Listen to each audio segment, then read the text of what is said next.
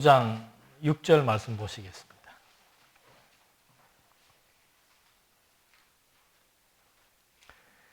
만일 너희나 너희의 자손이 아주 돌아서서 나를 따르지 아니하며 내가 너희 앞에 둔 나의 계명과 법도를 지키지 아니하고 가서 다른 신을 섬겨 그것을 경배하면 내가 이스라엘을 내가 그들에게 준 땅에서 끊어버릴 것이요 내 이름을 위하여 내가 거룩하게 구별한 이 성전이라도 내 앞에서 던져버리리니 이스라엘은 모든 민족 가운데서 속담거리와 이야기거리가 될 것이며. 우선 7절까지만 읽어드렸습니다.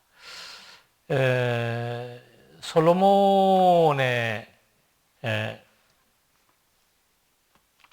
왕권이 수립이 되고, 그리고 이제 성전을 건축하고, 그 다음에 성전을 건축한 다음에 나타난 결과적인 얘기들이 이제 오늘 할 내용들입니다. 그러니까 지금 그 열왕기서라고 하는 것은 분열에 대한 역사입니다. 남북 분열에 대한 역사. 여기에 이제 르호보암 때 여로보암의 반역으로 분열이 이루어지는데, 솔로몬이 나타났는데, 이제 솔로몬이 여기 나와 있는 대로 왕권을 계승받고 그 다음에 성전을 건축하죠. 그리고 성전을 건축했는데 그 다음에 결과가 이제 부패하게 되는 그런 결과가 발생을 합니다. 그러니까 이 솔로몬에게 중요한 것은 왕위의 계승입니다. 첫 번째 계승이에요. 다윗이 초대 왕이었고 그 다음에 첫 번째 계승자가 솔로몬이었습니다. 그리고 이제 솔로몬의 업적 중에서 중요한 게 성전을 건축하는 거예요. 왜 성전 건축이 중요합니까? 그렇죠. 그래서 이 솔로몬 앞에 다윗이 등장을 하고, 다윗 앞에 모세가 등장하고, 모세 앞에 이제 아브라함이 등장을 하잖아요. 아브라함 때 하나님께서는 나라 창건을 약속을 했습니다. 그 나라의 성격이 어떤 나라인가? 제사장 나라라고 모세 때 규정을 해줍니다. 그러니까 모세에게 제사장 나라라고 규정을 해준 이후로부터 이스라엘 민족은 항상 어디에서 하나님과 만나는 거예요? 성막에서. 여기는 이제 천막으로 만들었기 때문에 성막 또는 회막 또는 장막, 그렇게 얘기를 하는 겁니다. 여기에서 만나는 겁니다. 그럼 성막에서 만나기 이전에는 어디서 만난 거예요? 시내산에서 대면한 거예요. 그러니까 하나님이 시내산에서 모세와 대면하다가 그 다음에는 성막을 만들어 놓고 성막 위에 하나님이 임재하시고, 성막 안 지성소에서 대제사장들과 만나서 이렇게 지침을 주는 것이 제사장 나라의 특성이라 그 말입니다. 그러니까 이스라엘 백성들에게 왜 성전이 중요한 줄 알겠죠. 이 나라는 아브라함에게 세워주겠다고 하는 이 나라는 바로 제사장 나라이기 때문에 제사를 드리기 위해서는 반드시 제일 먼저 필요한 게 뭐예요? 그게 성막이에요.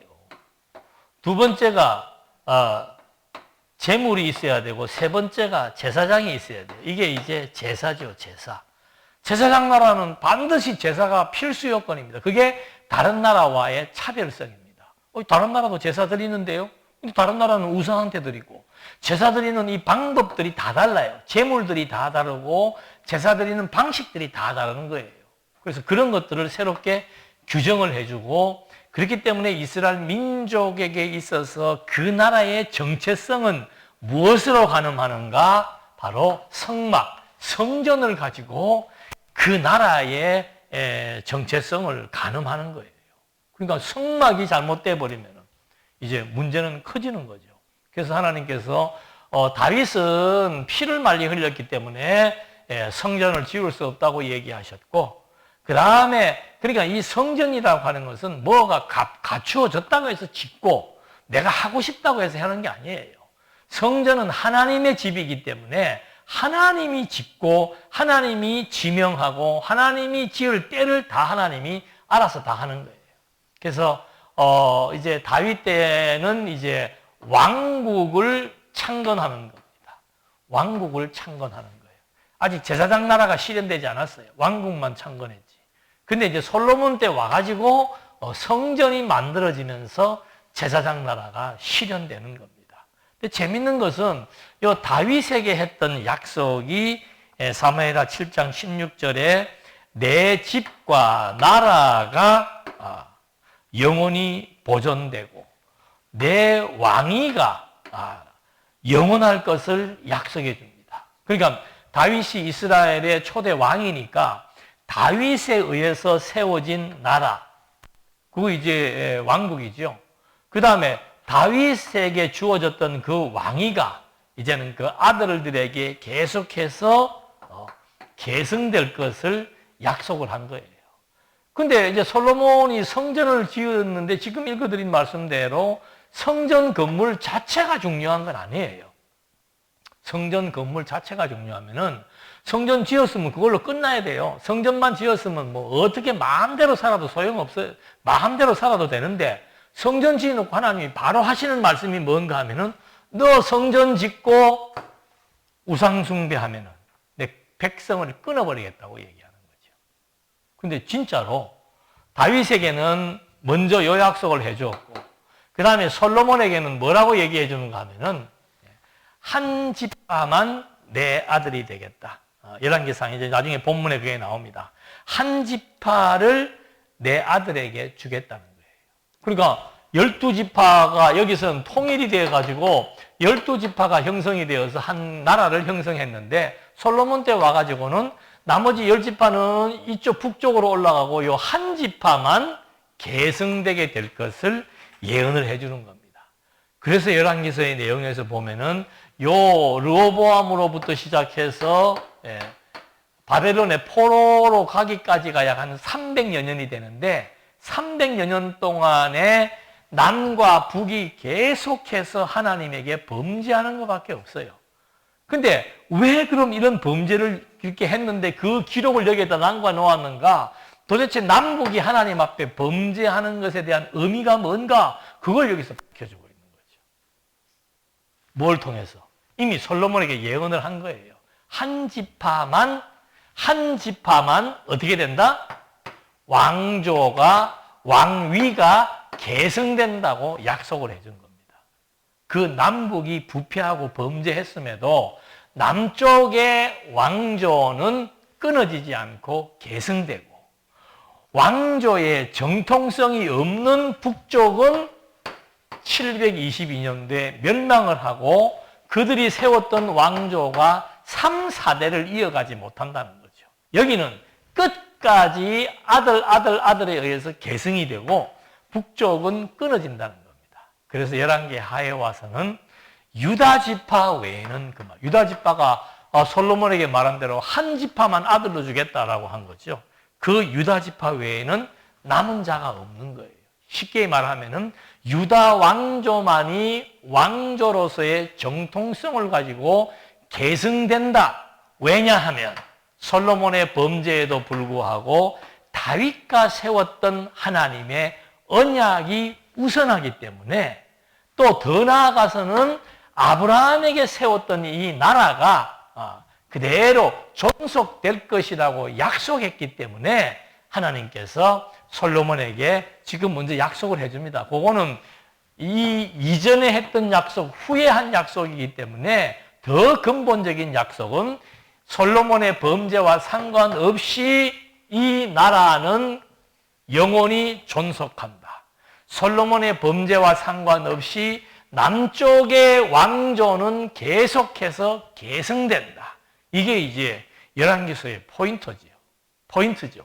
그래서 609년도에서부터 538년도 70년간 포로 생활을 하는데 제일 먼저 파괴되는 게 뭐예요? 성전이에요. 그러니까 성전이 파괴된다는 것은 무엇이 없어지는 겁니까? 나라가 무너지는 거예요. 나라가. 그러니까 뭐 그 뒤에 백성들이 다 쫓겨나가고 나라를 빼앗기는데 제일 먼저 하나님께서 나라를 빼앗겠다는 것에 대한 상징성이 성전 파괴로 나오는 거죠. 그 다음에 538년도에 파사왕 고레스가 자기가 속국으로 데려왔던 나라들을 본국으로, 그건 뭐 관계성은 없습니다. 가고 싶은 사람들 본국으로 가라. 근데 가고 싶은 사람들을 본국으로 가라 해놓고는 너희는 본국 가서 제일 먼저 해야 될 일이 뭔가? 성전을 재건하는 일이다. 그게 나라의 정체성을 회복하는 거다, 그 말이에요. 그래서 여기에서 이렇게 끊어지지 않고, 범죄에도 불구하고 끊어지지 않고 계속해서 왕조가 왔다가 538년도에 609년도에 단절되었던 왕조가, 70년 동안 왕이 있어서는 안 되잖아요. 그러니까 요 70년간 끊어졌던 왕조가 538년도에 회복될 때 하나님이 누구를 세웁니까? 스룹바벨, 유다 지파에게서 스룹바벨을 당시의 역사적인 배경에서는 총독으로 세웠는데 하나님은 어떻게 세운 겁니까?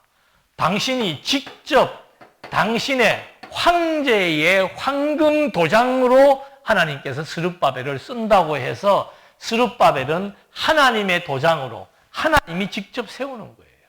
여기까지는 왕들을 세울 때 어떻게 세웠습니까? 왕들을 세울 때는 의식이 뭐예요? 반드시 기름을 붓습니다. 이 기름은 거룩한 기름이고 거룩한 기름은 하나님의 거예요. 그러니까 왕을 세울 때 거룩한 기름을 붓는다는 것은 내 기름을 이 사람에게 부었기 때문에 이 사람은 내 것이다 이 말입니다. 내가 세운 왕이고 내 것이라고 하는 사실을 의미하기 때문에 기름을 붓는 거죠. 포로 이전까지는 계속 기름을 부었어요. 근데 포로에서 회복될 때는 기름 붓는 의식 없이 그냥 바로 스룹바벨은 내가 직접 세웠다고 하나님이 말합니다.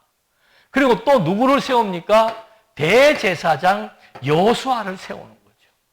여호수아를 세웠을 때는, 여호수아 대제사장을 세울 때는 특별히 입히는 옷이 있는데 제일 중요한 것이 이제 마지막 마무리에 세우는 것이 두건이에요, 두건.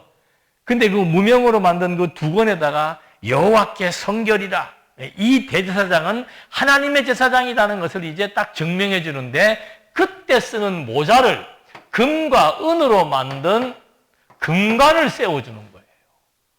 그러니까 여기도 기름 안 붓는 거예요. 왕을 세우는 것도 하나님이 직접 세우고 대제사장을 세우는 것도 하나님이 직접 금관을 씌워버리는 거죠. 그래서 회복 이후에 제사장 나라의 회복은 성전 재건, 그리고 대제사장, 그리고 유다 지파에서 나왔던 스룹바벨을 하나님이 왕으로 인정한다는 거죠. 그러더니 누가 오는 거예요? 여기서는 기름을 붓지 않았던, 기름을 부은 적이 없는 누가 오는 거예요? 하나님의 아들이 기름 부음을 받은 그리스도로 나타나기 시작하는 거죠.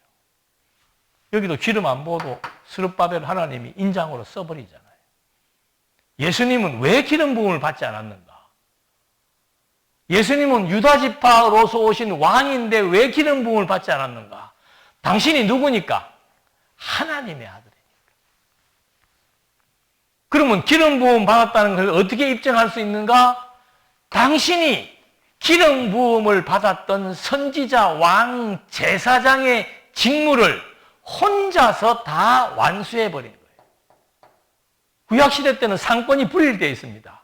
제사장은 제사장의 일을 하고 선지자는 선지자의 일을 하고 왕은 왕의 일을 한 거예요. 그런데 예수님이 왜 기름을, 의식적인 기름 부음을 안 받았는데 왜 예수를 기름 부음 받은 자라고 얘기하는가? 그는 하나님의 아들이었고, 두 번째는 삼직을, 기름 부음을 받았던 자들만이 행할 수 있는 그 직무를 당신이 그냥 혼자서 다 완수를 해버리신 거예요. 그래서 마태복음은 굉장히 중요한 겁니다. 그런 맥락 속에서. 그래서 그리스도, 만왕의 왕이신 아브라함과 다윗의 족보도 타고 왔지만 하나님의 아들이신 그리스도께서 이제 이런 구약에 있었던 제사장 나라, 모형적인 제사장 나라가 아니고 하나님 나라를 여기서 이제 세우시는 거죠. 그래서 이제는 그리스도께서 세우신 하나님 나라에서 우리 다 제사장으로서 하나님 앞에 나갈 수 있는 그런 존재가 되었다고 말해주는 겁니다. 그래서 열왕기서에 나와 있는 이 핵심은 뭔가 하면 왕조의 계승에 있습니다. 왜 범죄가 벌어졌는데 남쪽의 왕위를 계속해서 계승시키는가? 그게 하나님께서 다윗 왕에게 한 약속이고 더 나아가서는 아브라함에게 왕조를 주시겠다고 약속을 했고 야곱 때 와서 유다 지파를 지명해가지고 왕조로 삼았기 때문에 그것이 그대로 계승됨으로써 하나님은 약속을 이루시는 여호와로 확증시켜주는 사건이에요. 그래서 솔로몬이 이제 그 왕권을 시행하는 데 있어서 왕권이 계승되었고 그 다음에 성전을 지었으니까 솔로몬은 왕으로서 이제 왕권을 시행해야 되는 거죠. 근데 그 제일 먼저 시행하기 전에 하나님께서 경고해 주시는 것이 의미심장한 경고를 해 주시는 거예요. 야, 네가 성전 지었다고 성전만 있다고 해서 거룩한 생활을 하는 것은 아니다. 성전만 지어놨다고 해서 거기에서 바로 경건 생활이 이루어지는 것은 아니다. 너희들 성전을 지었지만 솔로몬 너 분명히 알 것은 다른 신을 섬겨서 경배하는 그런 일이 만약에 발생한다면 성전이라도 내가 내 앞에서 던져버리겠다 이 말입니다. 그런데 바로 솔로몬이 뭐 하는 거예요? 우상을 숭배하는 행동이 나타나게 되는 겁니다. 그래서 먼저 솔로몬의 영화의 그 내용에서 제일 중요한 것은 성전을 건축했을 때 하나님께서 미리 경고를 해주신다는 거죠. 우상 숭배에 대한 경고를 해주신다는 거예요. 그러니까 여러분, 우리가 출애굽기서부터 나타나는 것 가장 중요한 사건은 뭔가 하면은 당신의 존재예요. 애굽에 400년 동안 이 사람들은 애굽의 신을 섬겨왔단 말입니다. 근데 거기에서 구출하면서부터 하나님은 유대인들에게 뭘 보여주는가? 나만이 신이라는 거죠. 그게 유일신이에요. 나만이 신이라는 겁니다. 애굽에서 섬겼던 신들은 신이 아니다는 겁니다. 그래서 유일신과 우상을 대비시켜 놓고 하나님은 지금 계속해서 교육을 하시는 거예요. 그리고 하나님만이 신인데 자꾸 가짜 신들을 섬겨서는 안 된다는 거죠. 그리고 하나님만이 성전의 주체이신데 거기에다가 우상을 갖다 놓는다? 말이 안 되는 거죠.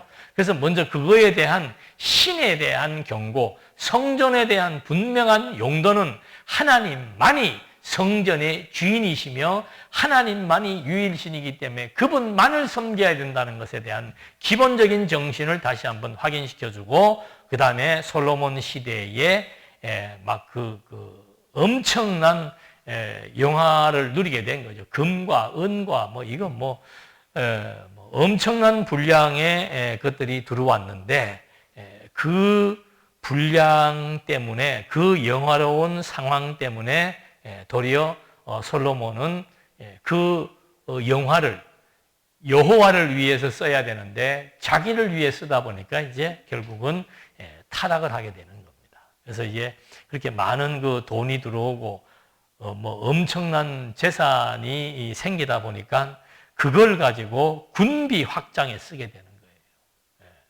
그러니까 성전을 만들었는데 성전에 대한 경고를 하나님이 해줬습니다. 두 번째는 솔로몬이 막 그 지혜로 말미암아 엄청난 부를 쌓게 되었는데 그 부를 군비 확장에 쓰게 된 거죠.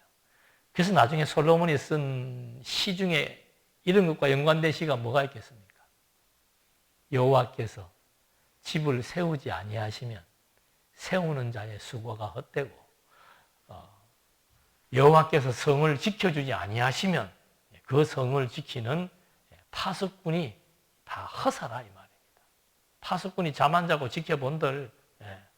그러니까 왜 그러는가? 솔로몬이 엄청난 돈을 가지고 뭐를 샀는가 하면은 병마를 애굽에 내려가서 병마를 산 거예요. 잘 훈련된 애굽의 말을 비싼 돈을 주고 그게 이제 전부 다 군비죠, 군비. 우리로 말하면 막 핵무기라든지 무슨 뭐 비행기라든지 전투기라든지 이런 거 사서 모아가지고 군사력을 증강한다는 거예요. 군사력을 증강한다는 이유는 뭔가? 이 나라를 누가 지키겠다?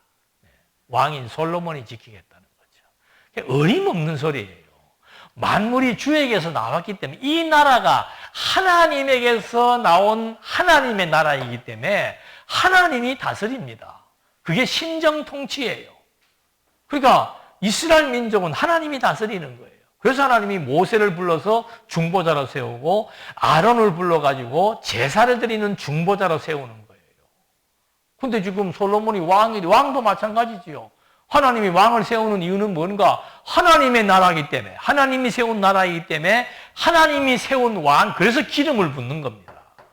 기름은 내 것인데, 가장 귀한 것인데 그걸 기름을 부어서 이 왕은 내가 세운 왕이니까 내 뜻대로 내가 통치한다. 그게 기본인데 솔로몬은 지금 막 엄청난 부와 권세가 생기다 보니까 내가 왕이다라고 착각을 한 거예요. 그래서 나라를 강성하게 만들어 보겠다고 병마를 많이 두게 되고 그 다음에 또 잘못된 것은 뭔가? 아내를 많이 두어 그의 마음이 미혹하게 된 것이, 이거 결정적인 거죠. 그러니까 구약시대 때는 여자라고 하는 것이 그냥 단순한 여성이 아니에요. 이방 여인들, 데리고 살아서는 안 되는 이방 여인들이 있는데 그런 여인들을 데리고 사니까 그런 여인들이 결국은 우상을 가지고 오게 됩니다. 그 다음 단원에 나옵니다. 그거는. 그 다음에 세 번째는 뭔가? 자기를 위해서 은금을 많이 쌓지 말라고 이제 그 신명기서에 나오지요. 여호와께서 택하신 자를 내 위에 왕으로 세울 것이며 유다 지파에게서 나온 아들들을 왕으로 세우라는 얘기고 병마를 많이 두지 말고 아내를 많이 두지 말고 자기를 위해 은금을 쌓지 말라고 이미 신명기 17장에서 왕의 덕목은 왕의 규칙은 이런 것이라고 이미 말을 해준 거예요. 근데 하나부터 다 지금 솔로몬은 어기기 시작하는 거죠. 그게 이탈에 대한 준비를 하나님이 지금 해나가는 거예요. 이거 이탈돼야 돼요. 왜? 이미 아히야 선지자를 통해서 이탈시키겠다고 여로보암에게도 예언을 합니다. 이탈을 돼야 되는. 왜 이탈시키는가? 아브라함에게 약속하신 약속대로, 다윗에게 약속하신 약속대로 이 한 지파는 끊임없이 왕조가 계승된다는 사실을 확정시켜주기 위해서 이탈을 준비하시는 하나님의 섭리가 되는 거죠. 그렇게 한다면 이제 솔로몬의 타락상이 나오게 되는데 아까도 말씀드린 대로 솔로몬의 타락상은 완전히 이방 여인으로 인한 범죄지요. 그래서 그 11장 2절에 보면은 서로 통혼하지 말게 하라. 그들이 반드시 너희의 마음을 돌려 그들의 신들을 따르게 하리라 하셨으나 솔로몬이 그들을 사랑하였더라. 그러니까 이 여인들에 의해서 이제 이 남북이 분열되어지는 단초를 솔로몬이 만들게 되는 거죠. 그러니까 구약 성경에 나오는 여인들은 대개가 보면 이제 범죄와 음녀와 관련들이 있습니다. 에덴 동산의 범죄도 누가 시발점이 된 거예요? 여자가 시발점이 됐죠. 노아 시대에 심판을 받게 된 요인도 뭡니까? 사람의 딸들 때문에 그런 일이 벌어진 거예요. 그래서 모세 시대에는 원주민들을 남겨두지 말고 다 처리하라고 얘기했습니다. 그리고 우상을 섬기지 말라고 율법에다가 명시를 해줬는데 모세 이후 여호수아가 가나안 땅을 정복하고 난 이후 사사시대 한 300여 년 동안 계속해서 이 사람들은 가나안 땅에 있는 원주민을 남겨두었으므로 그들이 섬기는 바알 신전에서 바알의 종교의식이 신전에다가 창기들을 두었다 그러잖아요. 그런 식의 이제 성적인 문란이 발생하게 되고 솔로몬은 1000명의 여인을 둔 덕에 그 여인들이 가지고 온 우상이 이제 결국은 문제를 유발하게 된 겁니다. 그래서 예수님도 결국은 어떤 혈통에서 오신 거예요? 4명의 음녀인 여자의 혈통에 따라서 예수님이 오신 거예요. 근데 예수님은 어떻게 극복했는가? 그 죄인의 혈통을 타고 오셨지만 죽음에서 부활하사 정결한 혈통으로 다시 세우신 그리스도의 사역, 이것 때문에 이제 결국은 우리가 그리스도로 말미암아 새 생명을 얻고 음녀의 권세로부터 벗어나게 된 요인이 된 것인데, 지금 솔로몬은 이방 여인들 때문에 결국은 산당을 건축하게 됩니다. 처음에는 성전 앞에다가 산당을 건축하기 시작하는 거예요. 그래서 거기서 우상을 섬기다가 나중에 가서는 아예 그냥 성전에도 자기 사랑하는 여인들의 그 우상들을 배치하게 되는 그런 이제 문제가 발생하게 됩니다.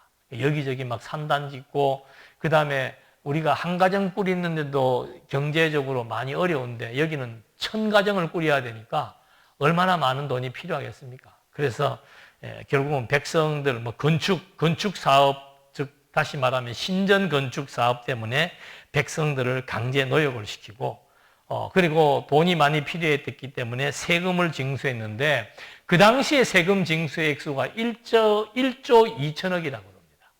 지금으로 환산하면. 그럼 그 조그만 나라 대구시에서 세금을 1조 2천억을 걷었다 이 말이죠. 그럼 그 당시 경제가 그렇게 활성화되었는가? 뭐 그렇게 현금이 많겠어요? 금은이 많겠어요?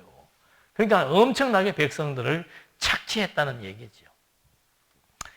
그래서 그 출애굽기 이런 행동에 대해서 출애굽기 34장 15절에 보면, 너는 삼가 그 땅의 주민과 언약을 세우지 말지니 이는 그들이 모든 신을 음란하게 섬기며 그들의 신들에게 제물을 드리고 그 제물을 먹을까 함이며, 그녀들이 그의 마음을 돌려 다른 신들을 따르게 하였으므로 그모스를 위하여 예루살렘 앞산에 산당을 지었다. 이런 얘기들이 나오게 됩니다. 그러니까 출애굽기에서 말했던 예언대로 열왕기상 11장 6절 7절에 보니까는 결국은 솔로몬의 마음이 여인들을 따라가서 그들이 짓고자 했던 산당을 지을 수밖에 없는 그런 범죄를 저지르게 된 겁니다. 이게 솔로몬의 타락이에요.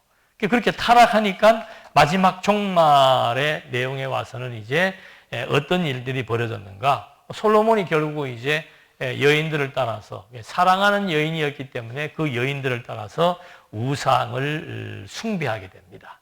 그럴 때 이제 하나님께서 심판에 대한 예고를 해주는 것이죠. 누구를 통해서? 아히야 선지자를 통해서 이스라엘을 빼앗아 신복 여로보암에게 10지파를 주겠다고 얘기합니다. 그리고 너는 한 지파만 갖게 될 것이다. 그러나 다윗을 생각해서 네 당대에는 그런 일이 일어나지 않을 것이고 네 아들 때에 와서 나라가 분열되는 역사가 일어나게 될 것이다. 그리고는 이제 솔로몬에게 내려진 심판의 두 번째 내용은 뭔가 하면은 대적들이 막 우후죽순 생기기 시작합니다. 에돔이 대적으로 변모하게 되고 수리아가 대적이 되고, 처음에 솔로몬이 딱 평정을 했을 때는 대적이 어디 있습니까? 주변 나라들이 전부 조공을 들였는데 솔로몬이 부패하니까 하나님께서 주변에다가 뭘 세우는 거예요? 대적들을 세우는 거예요. 그리고 나서 이제 여로보암의 반란을 예고해 주는 거죠. 그게 여로보암이 에브라임 지파입니다. 에브라임 지파인 여로보암의 반란을 예고해 주는 거. 그래서 결국은 솔로몬이 허무하게 죽게 되는 거죠. 그래서 그 솔로몬이 죽음이 가까웠을 때 쓴 것이 전도서예요.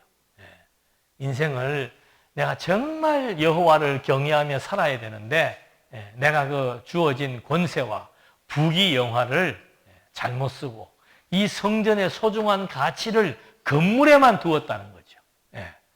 성전이라고 하는 건물 자체에만 가치를 두었지 거기에서 행해지는 성전을 통한 하나님과의 관계가, 거룩한 관계가 무엇인지에 대한 것에 대해서는 별로 관심이 없었던 거죠.